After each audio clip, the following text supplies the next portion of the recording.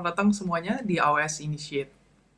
Pada sesi kali ini, kita akan membahas tentang perjalanan menuju aplikasi yang modern. Nama saya Aditya, saya bekerja sebagai Solution Architect di AWS. Mari kita membahas sesi aplikasi modern ini bersama-sama. Seiring berkembangnya zaman dan di era yang baru ini, ada kebutuhan bagi perusahaan untuk menjadi global dan untuk produk untuk menjadi lebih digital. Sudah banyak infrastruktur yang mendukung globalisasi dan digitalisasi ini. Di antaranya adalah cloud, mobile platform, big data, dan social platform. Tetapi sarana infrastruktur itu saja tidak cukup.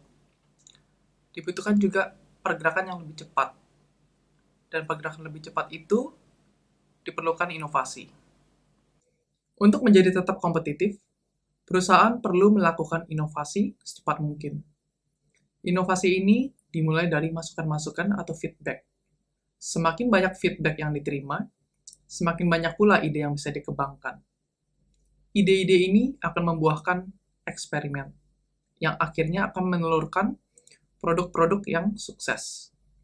Dan untuk menyempurnakan produk-produk ini, diperlukan lagi masukan-masukan.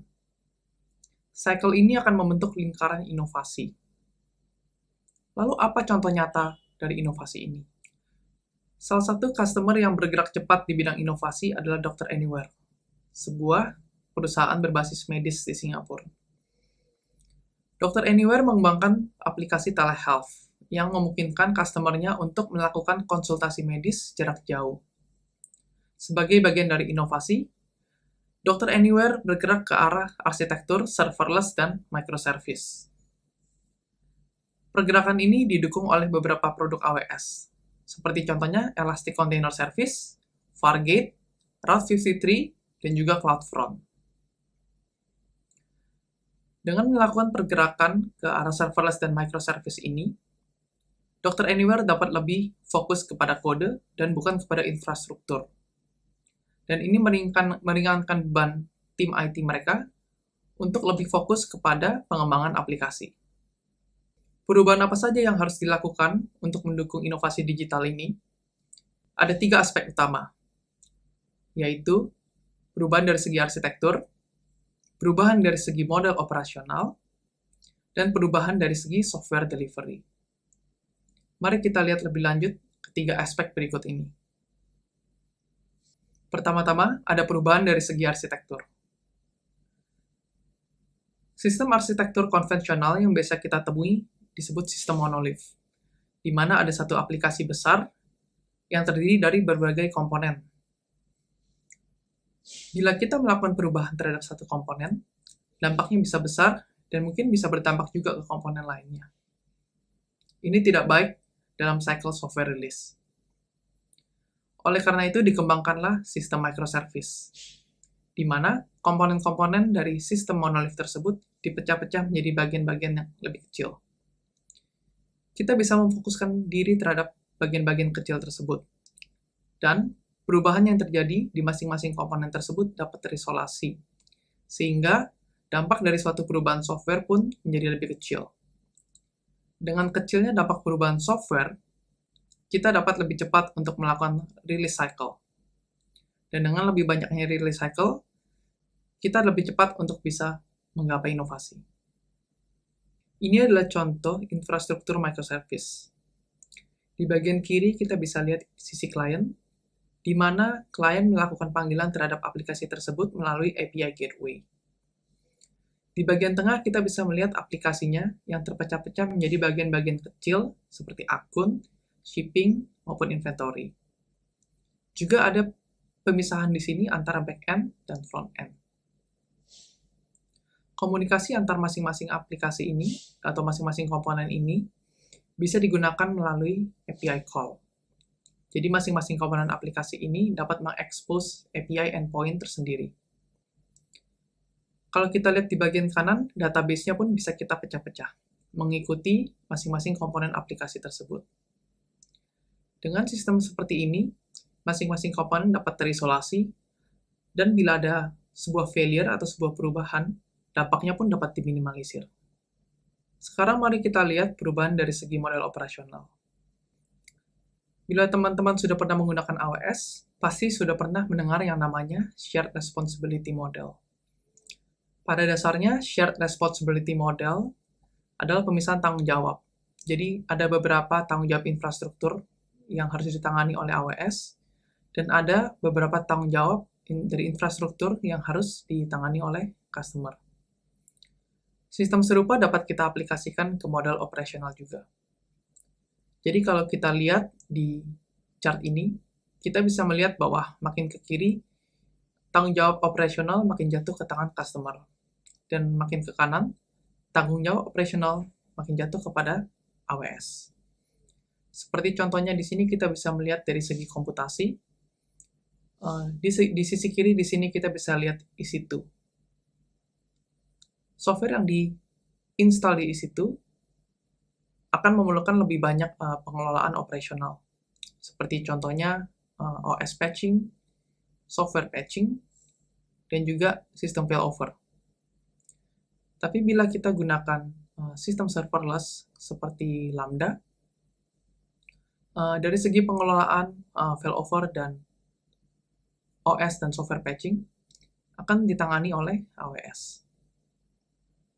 Tadi saya ada mention tentang serverless. Jadi, apa itu sebenarnya serverless? Serverless adalah sebuah model operasional, yang berarti tidak adanya infrastruktur server yang perlu kita kelola. Hal ini sangat baik, karena dengan menggunakan serverless, kita bisa menggunakan fasilitas seperti automatic scaling, dan juga pay per value, serta juga adanya fitur high availability dan security. Serverless sendiri adalah model operasional yang tidak hanya berlaku untuk komputasi saja. Kita bisa lihat di sini, dari segi komputasi sendiri, ada AWS Lambda dan AWS Fargate. Untuk segi kita juga ada serverless untuk segi data storage, seperti Amazon S3, Amazon Aurora Serverless, dan Amazon DynamoDB. Ada lebih banyak service serverless lagi untuk dari segi integrasi aplikasi. Di antaranya di sini adalah Amazon API Gateway, Amazon SQS sebagai service queuing kita, dan juga Amazon SNS sebagai service notifikasi kita. Selanjutnya, mari kita lihat dari segi software delivery. Bagaimana kita bisa melakukan software delivery bila arsitektur kita terpecah menjadi komponen kecil seperti microservice system tersebut? Jawabannya adalah sarana-sarana self-service dan otomasi. Dengan proses otomasi dan sarana developer tools yang self-service ini, setiap tim dapat melakukan release cycle mereka sendiri-sendiri. Dan dengan melakukan release cycle yang lebih independen, setiap tim dapat dengan mudah untuk menuntun software mereka dari masa development ke production. Di sini kita bisa melihat beberapa best practice untuk software delivery. Ada dekomposisi untuk mencapai kecepatan, proses otomasi, sarana-sarana yang terstandarisasi, sistem templating untuk memudahkan governance, dan sistem infrastructure as a code, di mana infrastructure as a code ini bisa membuat kita mendefinisikan infrastruktur kita dalam bentuk kode, dan kita juga bisa tambahkan version control. Jadi kita bisa mengelola perubahan-perubahan dari infrastruktur kita tersebut. Untuk membantu mempercepat pergerakan ke arah aplikasi modern ini, kita bisa mengeksplor container service. Container adalah sarana yang paling tepat untuk membantu melakukan pergerakan ke arah aplikasi modern. Mengapa banyak perusahaan mengadopsi container service? Ada 3 alasan utama. Pertama, kontainer dapat membantu mempercepat pengembangan software. Dengan maraknya pergerakan ke arah sistem microservice, dibutuhkan sarana untuk mengemas komponen-komponen yang kecil ini. Kontainer dapat membantu untuk mengemas komponen-komponen microservice ini menjadi sebuah unit yang portable. Unit ini akhirnya dapat digunakan di dalam sebuah release pipeline. Kontainer juga dapat digunakan untuk membantu membangun aplikasi yang modern. Kontainer dapat digunakan untuk mengemas aplikasi yang menggunakan programming language yang legacy tanpa perlu adanya banyak refactoring. Ketika sudah dikemas, akan lebih mudah untuk aplikasi yang menggunakan programming language legacy ini untuk bisa di-migrate ke cloud dan dikombinasikan dengan aplikasi yang menggunakan programming language yang modern. Yang ketiga, kontainer juga dapat digunakan untuk melakukan otomasi operasi. Karena di dalam container service terdapat sistem-sistem orkestrasi untuk membantu pengelolaan otomasi ini tersebut. AWS dapat membantu customer untuk menskalakan kontainer. AWS mempunyai container service yang disebut ECS, atau Elastic Container Service. Ada sampai 450% tingkat pertumbuhan adopsi ECS ini dari tahun 2016 sampai sekarang. Dan di AWS sendiri sudah ada ratusan juta kontainer yang dijalankan setiap minggunya di dalam jutaan container instance.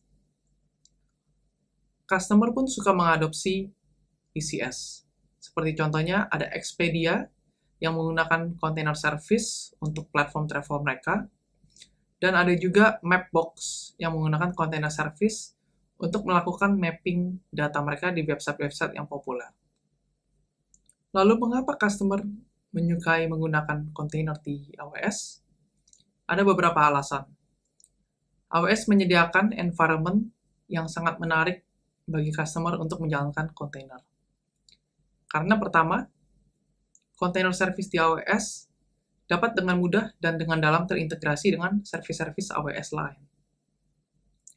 Juga di AWS adanya sarana-sarana developer dan sarana integrated development environment seperti Cloud9 yang mendukung workflow dari kontainer ini tersebut. Dan yang ketiga, sarana container service di AWS sudah tersertifikasi dengan standar sertifikasi internasional, seperti ISO maupun SOC. Ada beberapa use case untuk penggunaan container service ini. Pertama, kontainer dapat digunakan di sistem microservice dengan berbagai programming language. Yang kedua, bisa juga digunakan dalam workflow CI/CD atau Continuous Integration, Continuous Deployment. Yang ketiga, bisa juga digunakan untuk batch processing dan ETL job. Selain itu, AI dan ML juga bisa menggunakan sistem kontainer ini. Dan untuk testing, kita bisa menskalakan testing kita dengan menggunakan container service ini. Service kontainer di AWS mencakup beberapa produk utama. Dari segi manajemen, kita mempunyai dua produk container service, yaitu Amazon ECS dan Amazon ECS for Kubernetes. Untuk dari segi hosting, kita mempunyai Amazon EC2 dan Fargate sebagai serverless container hosting. Dan dari segi registry sendiri, kita mempunyai ECR atau Elastic Container Registry untuk menampung image-image dari kontainer kita tersebut. Mari kita bahas satu persatu tentang sistem kontainer di AWS ini. Yang pertama ada Amazon ECS atau Elastic Container Service. Amazon ECS adalah sistem orkestrasi kontainer yang sepenuhnya dikelola oleh Amazon. Dengan menggunakan ECS, kita dapat menskalakan sistem kontainer kita tanpa menginstal satu software pun. Amazon ECS memungkinkan kita untuk mengelola klaster kontainer yang besar. Ada dua komponen yang mendukung Amazon ECS ini, yaitu scheduling dan orchestration. Scheduling dan orchestration ini disupport oleh Cluster Manager dan Placement Engine. Cluster Manager dapat mengelola status kesehatan dari container instance kita. Cluster Manager juga dapat membantu untuk membuat dan mendaftarkan container instance kita ke dalam suatu auto-scaling group. Placement Engine adalah sebuah komponen yang bisa membantu mengatur penempatan dari kontainer di container instance kita. Kita dapat mengatur kontainer kita untuk disebar ke semua kontainer instance secara merata, ataupun ditempatkan di beberapa kontainer instance tertentu, sebagai bentuk dari proses cost optimization. Untuk container hosting sendiri, ada dua opsi yang dapat kita pilih. Pertama adalah EC2, dan kedua adalah Fargate, yang merupakan serverless container. Fargate adalah sistem kontainer yang bersifat serverless, yang artinya tanggung jawab pengelolaan ada di tangan AWS. Dengan Fargate, kita tidak perlu repot untuk mengelola penyediaan maupun penskalaan container instance seperti EC2. Selain itu, Fargate juga bersifat elastik, yang artinya sumber dayanya dapat di scale up maupun di scale down dengan mudah. Dan terakhir, Fargate dapat diintegrasikan dengan service-service AWS lain, seperti contohnya VPC untuk networking, ELB atau Elastic Load Balancer untuk pembagian load, dan IAM untuk access control, serta CloudWatch untuk monitoring. Mari kita lihat contoh di sini untuk lebih memahami konsep Fargate. Di sini kita ambil contoh pengelolaan container instance menggunakan EC2. Di dalam EC2 ini ada dua ECS task. Apa itu ECS task? Satu ECS task adalah sekumpulan kontainer yang membentuk satu unit aplikasi. Tanpa Fargate, kita harus mengelola ECS task dan juga operating system dari EC2 tersebut dan berbagai agent yang mendukung kontainer dan sistem orkestrasi kontainer tersebut, seperti contohnya Docker Agent dan ECS Agent. Dengan menggunakan Fargate, kita dapat memfokuskan diri untuk mengelola task dari ECS tersebut saja, tanpa perlu memikirkan pengelolaan OS patching maupun agent di dalam instance tersebut. Hal ini bisa memudahkan kita karena bisa mengurangi beban operasional. Mari kita rangkum fitur-fitur ECS dan Fargate ini. Bersama-sama, ECS dan Fargate dapat membentuk environment container yang sepenuhnya bisa dikelola oleh AWS. Fitur yang pertama yang bisa kita lihat adalah kemudahan migrasi. Jadi kita dapat dengan mudah memigrasikan kode dan aplikasi kita yang sudah ada ke dalam Fargate dan menjalankan dari Fargate tersebut. Yang kedua, Fargate sudah tersertifikasi oleh standar internasional, seperti contohnya ISO, PCI, maupun SOC. Dan fitur yang ketiga, Fargate sendiri sudah dengan mudah terintegrasi dengan service-service AWS lain, seperti contohnya VPC untuk networking, ELB untuk load balancing, IAM untuk identity access control, dan CloudWatch untuk monitoringnya. Fargate sendiri sudah menjalankan jutaan kontainer di AWS setiap minggunya.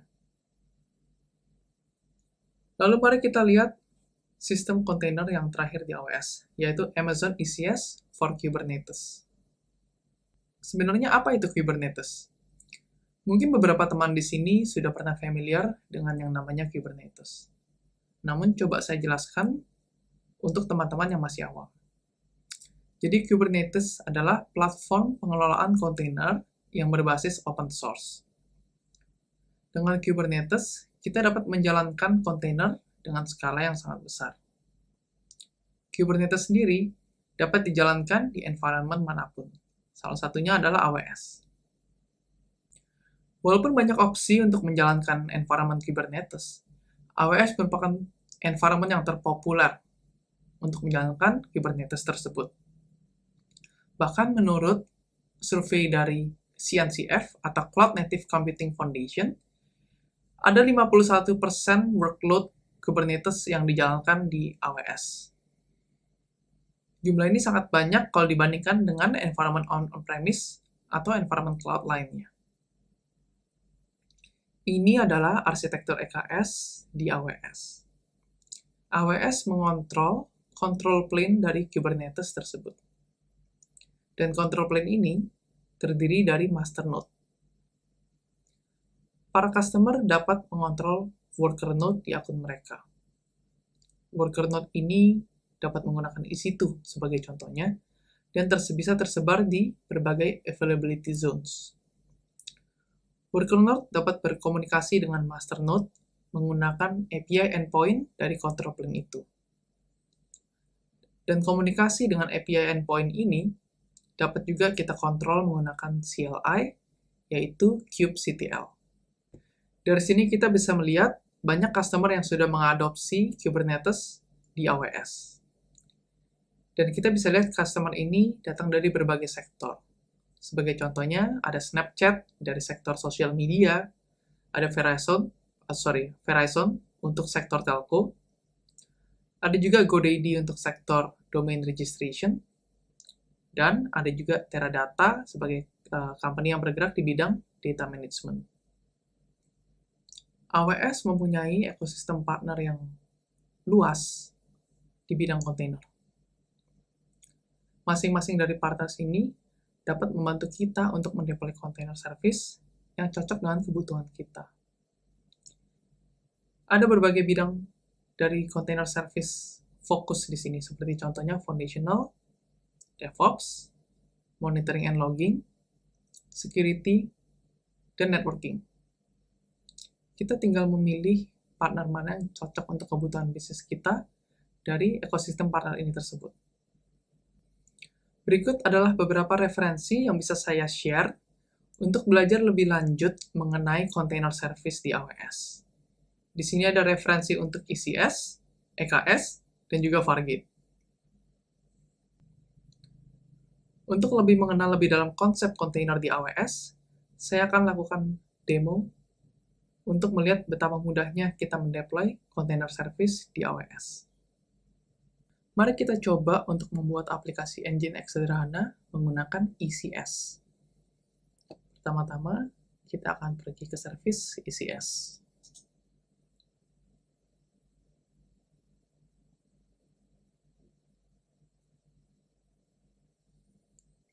Di sini kita akan mulai untuk membuat cluster. Jadi kita klik Create Cluster. Kita akan menggunakan Fargate sebagai container hosting kita.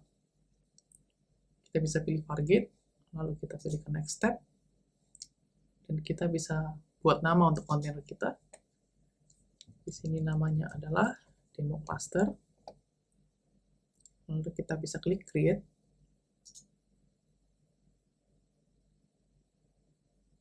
Dan kita bisa melihat cluster kita sudah terbuat. Lalu kita masih harus membuat service container di cluster kita ini. Di bagian tab service, kita bisa klik create. Lalu kita bisa definisikan tipe hosting kita tadi, yaitu Fargate. Lalu kita juga bisa gunakan task definition yang sudah saya buat sebelumnya, yaitu sample Fargate task. Jadi sample Fargate task ini isinya adalah aplikasi Nginx. Kita bisa biarkan settingnya sesuai default, tapi kita bisa berikan nama di service-nya ini, yaitu service Nginx. Dan kita mau hanya satu task saja yang jalan. Lalu kita bisa klik next. Kita bisa pilih di mana kita ingin menjalankan, maksudnya di VPC mana kita ingin menjalankan container kita. Di sini kita bisa pilih VPC default, dan kita bisa pilih salah satu subnet. Dan untuk security group, kita pilih security group yang memungkinkan akses melalui HTTP dan HTTPS.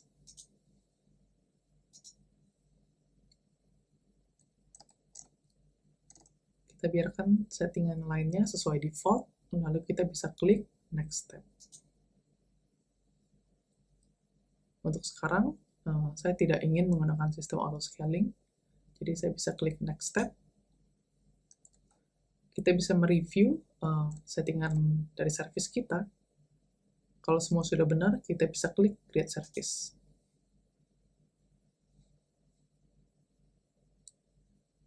Lalu kita bisa melihat service yang sudah kita buat.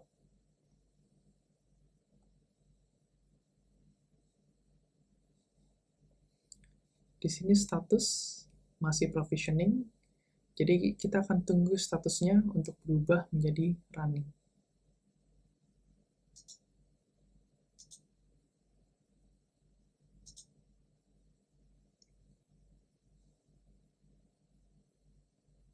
Di sini kita bisa lihat statusnya sudah berubah menjadi running. Kita bisa klik ke task kita di sini, di mana ada kontainer kita, dan kita bisa akses IP-nya.